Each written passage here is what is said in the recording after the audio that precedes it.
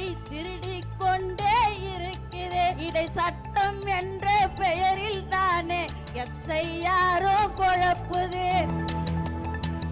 ஒரு பாட்டு ஒண்ணு சொல்றேன். மாபெரும் சபை தன்னில் நீ நடந்தால் உனக்கு மாலைகள் விழ வேண்டும். ஒரு மாற்று குறையாத மன்னவன் இவன் என்று போற்றி புகழ வேண்டும். யார் அந்த மன்னவன்? தளபதி. தளபதி எம்ஜிஆர் படுத்துக்கினே ஓட்டு வாங்கினாரு. நம்ம தளபதி நம்ம கண் அசைவிலேயே ஓட்டு வாங்குவாரு. மக்களின் செல்வாக்கு நாளுக்கு நாள் பெருகிக் கொண்டே போகிறது. அதுக்குதான் இந்த எஸ்ஐஆர் அது இதுன்னு குழப்பம் கொண்டு வந்து டிஸ்டர்பன்ஸ் பண்றாங்க. நமக்கும் இந்த சாருக்குமே ஆவாது ராஜா.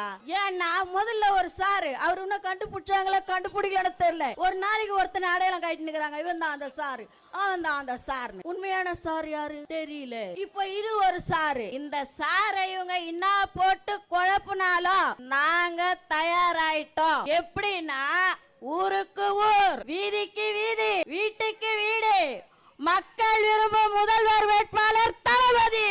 சாரை நம்ம ஏற்கனவே ரெடி பண்ணிட்டோமா? எவன் இல்ல, எவன் செத்து போயிட்டான், எவன் காலி ஆயிட்டான், எவன் வீடு காலி பண்ணிட்டான், எது இருக்கு எது இல்ல ஆல்ரெடி ரெக்கார்டு இருக்குது தங்கா.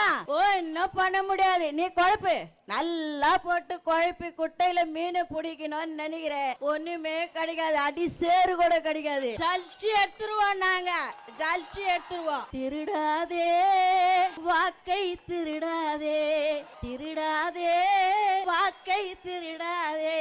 திட்டம் போட்டு திருடுற கூட்டம் வாக்கை திருடி கொண்டே இருக்குது. இதை சட்டம் என்ற பெயரில் தானே எஸ்ஐஆரோ குழப்புது.